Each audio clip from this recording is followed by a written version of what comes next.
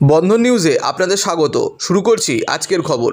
খবরের এই অংশটি নিবেদন করছে চুঁচুড়া নবজীবন ফাউন্ডেশন। হুগলি চন্দননগর মহকুমা হাসপাতালের বেহাল দশা জারি। হাসপাতালের ইমার্জেন্সি বিভাগের লেমিনেশন মেশিনের প্লাগ পয়েন্ট খারাপ। প্রবল শ্বাসকষ্টের জন্য 87 বছরের বয়সের কিরণবালা মল্লিককে সোমবার রাতে হাসপাতালে ইমার্জেন্সি বিভাগে ভর্তি করেন তার পরিবারের লোকেরা। সেই সময় হাসপাতালের নেবুলাইজেশন মেশিনের প্লাগ পয়েন্ট খারাপ থাকার জন্য তার চিকিৎসা হয়নি এবং তিনি মারা যান। মঙ্গলবার বিকেলবেলায় চন্দননগর হাসপাতালের সুপার এই ধরনের মর্মান্তিক ঘটনা কেন ঘটল তার যথাযথ উত্তর দিতে পারলেন না। হাসপাতালের চিকিৎসা পরিষেবা একদম ভেঙে পড়েছে, যার জেরে রোগীদের মৃত্যুর ঢল জারি। কোনো হুঁশ নেই হাসপাতাল কর্তৃপক্ষের। হাসপাতালের অন্দরমহলে বেহাল দশা উঠল সেই দিনের এই দিনে আরও একটি ঘটনায়। মহিলা বিভাগের এই এক রোগের ক্যাথেটার লাগাতে আয়া নিল 100 টাকা। টাকা না দিলে রোগীর ক্যাথেটার লাগানো হবে না বলে হুমকিও দেয় সেই আয়া। রোগী সকাল থেকে মাটিতেই পড়ে আছে। সকালে একবার ডাক্তার দেখার পর আর কোনো ডাক্তার ঘুরে আসেননি। রাজ্যের উন্নয়নের সরকারের আধুনিক চিকিৎসা ব্যবস্থা এর থেকে বড় নিদর্শন আর কি হতে পারে। এই অবস্থা হলে তো অন্য পেশেন্ট এলেও তো মারা যাবে না। এটার জন্যই আমরা চাওয়াচারি ব্যাপার না, মেন ব্যাপার যে সবাই স্বাস্থ্য পরিষেবাটা পায় সেইভাবে। যদি ঠিক হয়ে যায় তাহলে এরপরে যদি কোনো একটা পেশেন্ট আসে সেও তো এই সেম মানে হবে না। হ্যাঁ, অভিযোগ করেছি, চিঠিও দিয়েছি। কি বলছে বলতে ওরা তো বলছে ঠিক করে দেবে, ওরা নাকি সঙ্গে সঙ্গে লোক এনেছে। এবার ঠিক হয়েছে, এবার আমাদের পেশেন্ট মারা গেছে, আমরা নিয়ে চলে গেছি, দাও হয়ে গেছে। এবার তারপরে আমরা চাইছি যাতে সেকেন্ড টাইম এই জিনিসটা যাতে না ঘটে, এটাই আর কিছু। আপনার নাম, পেশেন্টের নাম কি? হিরণবালা মল্লিক। কোথা থেকে এসেছেন? শান্তি মেলেপুর চন্দ্রনগর। কত বছর বয়স হয়েছিল পেশেন্টের? 87। শ্বাসের প্রবলেম ছিল? শ্বাসের প্রবলেম ছিল, হ্যাঁ। শ্বাসের প্রবলেমের জন্য নিয়ে এসে ভর্তি করা হয়েছে। আপনার নাম আর নামটা একটু বলুন। সুজিত মল্লিক। সুজিত মল্লিক।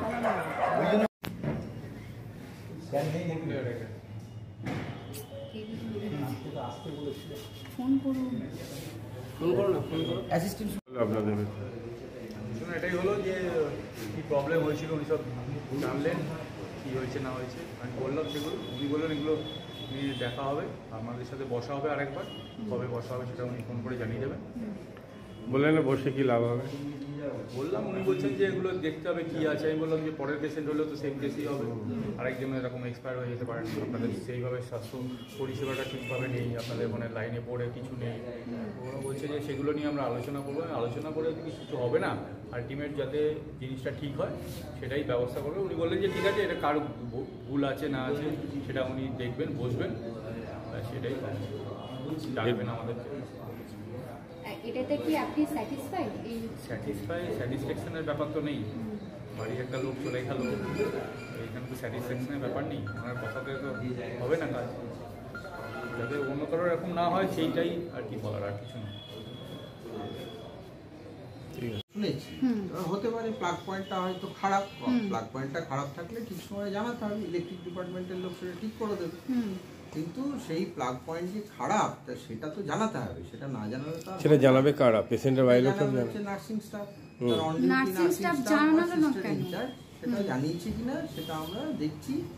এবং পেশেন্টটা যে নেবুলাইজেশন তাকে দেওয়া হয়েছে দেরিতে, এই অভিযোগটা আমি পেয়েছি বাড়ির লোকের থেকে। আমাদের যে একটা অভিযোগ আমরা দেখছি যে সেই পেশেন্টটা কেন নেবুলাইজেশন পেতে দেরি হলো বা কেন পায়নি এবং কী কারণে তার অসুবিধা হয়েছে এবং তার প্লাগ পয়েন্ট খারাপ ছিল কিনা। প্লাগ পয়েন্ট খারাপ থাকলে সুস্থ পরিকাঠামো নেই কেন এই হসপিটালে? সুস্থ পরিকাঠামো কোনো কারণ নেই না, বারবার চন্দননগর হসপিটাল হিট লাইনে উঠছে কেন?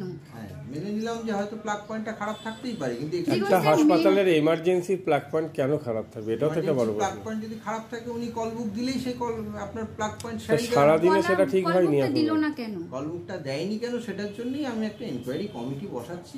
ইনকোয়ারি কমিটি বসিয়ে এতে কিছু সুরাহা হয়েছে আজ একটা প্লাগ পয়েন্টের জন্য ইনকোয়ারি কমিটি হবে, এটা কি ঠিক হাসপাতালের ক্ষেত্রে? প্লাগ পয়েন্টটা তো খারাপ, সেটা নজরে আনতে হবে যে হ্যাঁ প্লাগ পয়েন্টটা খারাপ। সেই প্লাগ পেশেন্টের জীবনের জন্য কি প্লাগ পয়েন্ট খারাপ? এই কথাটা মানা যথেষ্ট? যায়? এটা মানা যায়? এটা মানুষের প্রাণ চলে গেল, এখন আপনারা প্লাগ পয়েন্ট খারাপ সেই নিয়ে তদন্ত কমিটি করবেন, সবকিছু করবেন, এটা মানা যায় কি? বারবার একই জিনিস চন্দননগরে হচ্ছে কেন? কিন্তু তার যদি প্লাগ পয়েন্ট খারাপও থাকে, সে তো এক্সটেনশন কর্ড আছে তার কাছে, এক্সটেনশন কর্ড দিয়ে সেটা ব্যবহার সেটা ব্যবহার করলো না কেন? সেটাই তো প্রশ্ন, তার জন্যই তো যে কেন করেনি, সেটার জন্যই তো তাহলে কি তাকে- ওনার তাদেরকে উদ্দেশ্য ডাকা। কি অন্য কিছু ছিল? যে সেটা রোগী জানতে হবে, সেটা তো আমি যতক্ষণ না সবাইকে ডাকছি, সবাইকে সেটা inquiry কিভাবে করতে হবে। জানবেন? সেটা আমরা বারবার- কালকের মধ্যেই আমরা বাড়ির লোককে আমরা ইনফর্ম করবো যে কবে আমরা ডাকছি। হুম। এবং এর আগেও আপনারা এর এর বাড়ির আগেও লোককেও সেম কেস বসানো- হয়েছিল, আপনার ডেকেছেন, বসার ডেকে চেষ্টা বসিয়েছেন, করেছেন, কিছু কেসটা হয়নি। ঠিক ধামাচাপা পড়ে যায়। ধামা পড়ে যায়। আলটিমেট কিন্তু ধামাচাপা কিছু নেই। হ্যাঁ, ধামাচাপার পড়ে ব্যাপার তো যাচ্ছে। আছেই। যতগুলো ঘটনা হয়েছে এর আগে হ্যাঁ। প্রত্যেকটার এনকোয়ারি হয়েছে, এনকোয়ারি কমিটির রিপোর্ট আপনার এনকোয়ারি হবে, রিপোর্ট হলে হবে, তাহলে কিন্তু- একটা plug point vital part point liberation কি করে খোলা যায়? তাহলে এনকোয়ারির কি মানে থাকবে? প্লাগ পয়েন্ট খারাপ, সেটা তো নজরে আনতে হবে, সেই নজরে আনার কাজটা তাহলে আপনি sister সেরকম in charge। সিস্টার ইনচার্জ রেখেছেন যে প্লাগ পয়েন্ট খারাপ, সে জানে না, সে কল বুক করলো না, এরকম লোককে আপনি এই ব্যবস্থার মধ্যে রেখেছেন কেন, যেখানে জীবন নিয়ে টানাটানি হচ্ছে? সে কেন ঘটনাটা হয়েছে সেটাই তো আমাকে দেখতে একটু সময় মানে লাগবে। এখনো পর্যন্ত আপনি তদন্ত করে বার করতে পারলেন না? Already আমি তাদেরকে জানতে চেয়েছি, আচ্ছা। তারা দেখাতে পারেনি যে কোনো কল বুক দিয়েছে, তারা জানে তারা যে প্লাগ পয়েন্টটা খারাপ সেটা তো তারা জানায়নি। আচ্ছা। তাদের কাছে তো কাগজপত্র থাকবে, হুম। তাদের যে কল বুক খাতা সেটাই তো প্লাগ পয়েন্ট খারাপ বলে কোথাও মেনশন করা নেই। একজন সুপারের কি দায়িত্ব নয় এমার্জেন্সির প্রত্যেকটা পয়েন্ট ওয়াকিবল করা সারাদিনে প্রথম দিনে? সবগুলোই তো ওয়াকিবহাল আছে। তাহলে plug point টা কি করে খোলা plug থাকে? point টা একটা খারাপ plug কি করে point হলো? যদি খারাপ থাকে তাহলে হ্যাঁ। সেটা তো সেটা জানানো আপনি সকালে এসে দেখলেন না কেন? দেখলেন না সারাদিন কেন? রাতে শেষে কেন সারাদিন হবে? মানে এতক্ষণ সময় পার হয়ে গেল, আপনি রাতের বেলা তদন্ত কেন করে plug বার point টা করতে ধরা পারলেন পড়লো? না? সেটা তো না জানালে কি করে হবে? সেটা না, জানাতে হবে। জানাবেন না, আপনি না কেন কেন? আপনি কেন এমার্জেন্সিটা আপনাকে জানাবে না? আপনি হসপিটালের অভিভাবক, আপনাকে জানাবে না কোথায় কি এটা তো হচ্ছে না শোকজ হচ্ছে? করা হয়েছে, সুপার তো আর plug এই point শোকজটা তো করে না। একটা মানে জাস্ট আইওয়াস, তাছাড়া তো কিছু নয়। শোকজ করে কজনকে কি করতে পেরেছেন? সেই একই সমস্যা চন্দননগর হসপিটালে বরাবর হচ্ছে। প্রতিদিন প্রতি রিপোর্ট আসে। মুহূর্তে হচ্ছে। কেন হচ্ছে? এই প্রশ্নটা আমাদের উত্তর দিন আজকে, কেন এরকম হচ্ছে? তার উত্তরটা তো আপনাকে দিলাম যে না, কেন এটা plug যথাযথ point টা উত্তর খারাপ হয়নি। সেটা জানতে হবে। হ্যাঁ, জানতে হবে মানে আপনি এতক্ষণ কালকে রাত্রির 8টা থেকে আর আজকে সকাল 8টা, 12 ঘন্টা কভার হয়ে গিয়ে আবার 8টা বাজতে চলবে। অলরেডি আমি সিস্টারদেরকে ডেকেছিলাম, তাদের হ্যাঁ। সঙ্গে আমি কথা বলেছি, হুম। তারা বললো আমাদের যে প্লাগ পয়েন্টটা খারাপ এটা আমাদের জানা ছিল না। আমি বলেছি যে আপনাদের জানা ছিল না, মেনে নিলাম, একটা এমার্জেন্সি আপনি সিস্টার বলছেন যে কেন প্লাগ পয়েন্ট বলছেন? জানা ছিল না। এবং Plug যদি point ঠিক জানা না ছিল না। করানো হয়ে থাকে তাহলে হ্যাঁ। পরে আপনারা এক্সটেনশন কর্ড কেন ইউজ করেন? দুটো কথাই আমার বলেছি আমি। আর তাদেরকে যে এনকোয়ারি তো করতে হবে, এনকোয়ারি না করলে তাদেরকে শাস্তিমূলক ব্যবস্থা কি করা হবে? এনকোয়ারি করাটা হাসপাতালে এমার্জেন্সির ক্ষেত্রে এনকোয়ারি করাটা কি যথেষ্ট, না তাদেরকে যথাযথ ব্যবস্থা নেওয়াটা যথেষ্ট? সেই ব্যবস্থাটা তো অলরেডি বলা হয়েছে, সেটা তো অলরেডি করা হচ্ছে। কি করছে? বিচার- কি ব্যবস্থা প্লাগ নিচ্ছে? পয়েন্টটা তো ঠিক করে দেওয়া না, হচ্ছে। প্লাগ পয়েন্টটা এখন ঠিক হচ্ছে, আগে হলো না কেন? আপনি যে বলছেন পরিস্থিতি দেখতে হবে, এগুলো কি কথাবার্তা? যেগুলো পুরোটাই একটা গাছাড়া কথাবার্তা হচ্ছে না? আপনি কোনো তদন্ত কমিটি কিছুই করছেন না, যার জনকুপের মধ্যে ঢুকছি, এটা আপনার মনে হচ্ছে না? আপনি না, ভাবছেন যেটা না? বলছেন সেটা ঠিক বলছেন না। ঠিক বলছি না? কারণ- আজকে বিগত কয়েক মাস ধরে সবসময় হসপিটাল, চন্দননগর হসপিটালেরই নাম উঠে আসছে। আপনি বলছেন আমি ঠিক বলছি না? কতগুলো না, ঘটনা আমি দেখাবো।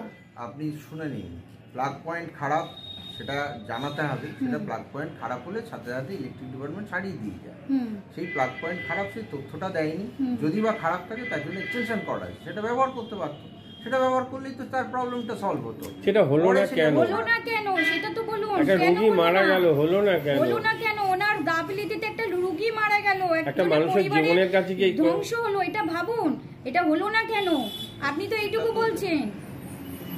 তাদের ফ্যামিলিতে কি হচ্ছে সেটা ভেবে দেখুন, সেটা বলুন। কেন হলো না? পরিস্বাস্থ্য এত নড়বড়ে কেন, সেটা উত্তর দিন।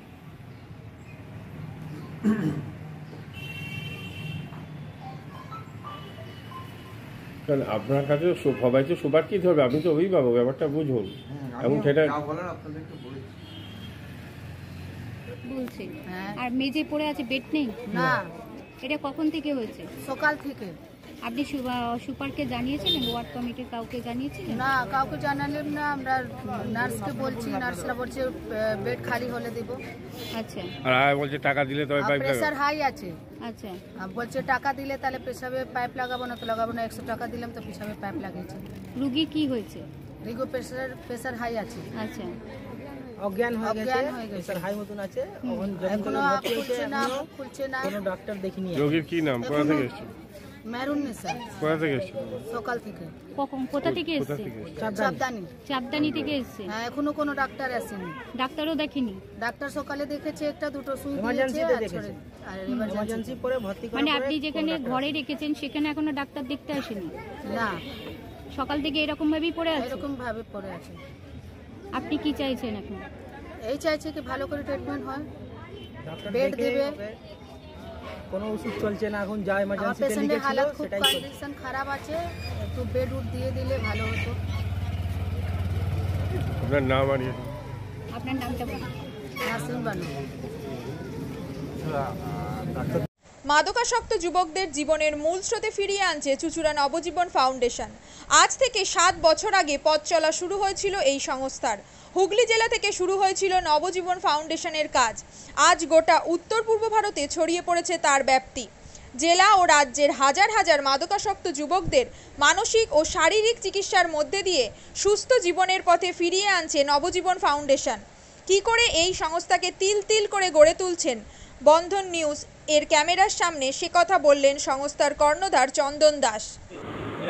দেখি ওটার মধ্যে কি আছে বা পাড়ার বড় দাদারা করছে, আমিও একটুখানি করি, ফিলিংসটা কি সেটা দেখতে যাই।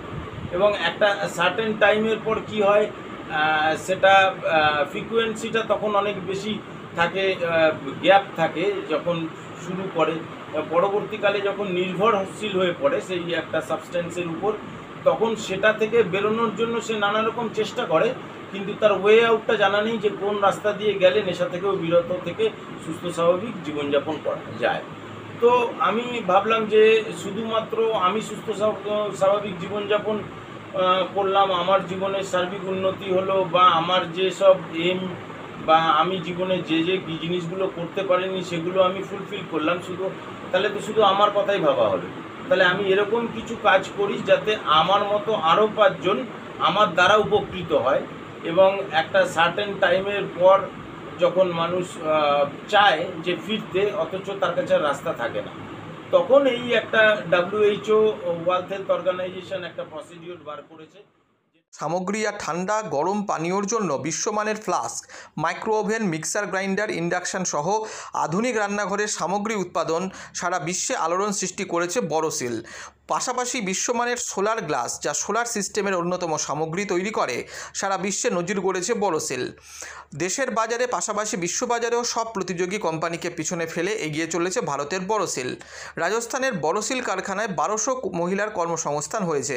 প্রতিদিন রাজস্থানের প্রত্যন্ত গ্রাম থেকে ওই মহিলাদের গাড়ি করে কারখানায় নিয়ে আসে কারখানা কর্তৃপক্ষ।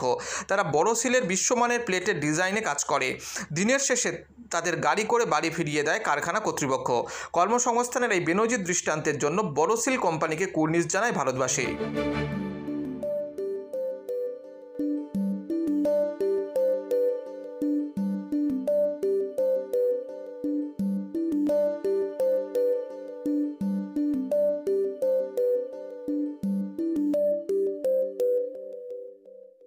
At Borosil, our products touch our customers' lives in many ways. Our philosophy is simple: understand the evolving needs of our customers and deliver solutions to meet them.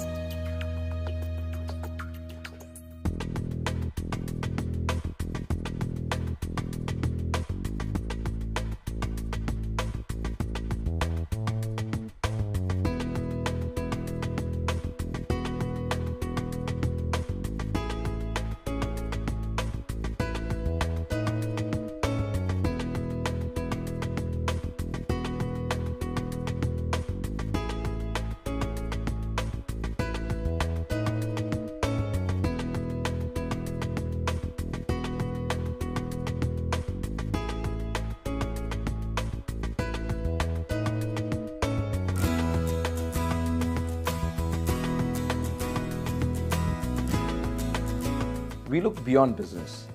We promote green energy as well as provide healthcare and education for the underprivileged. In fact, this has been our heritage at Borosil.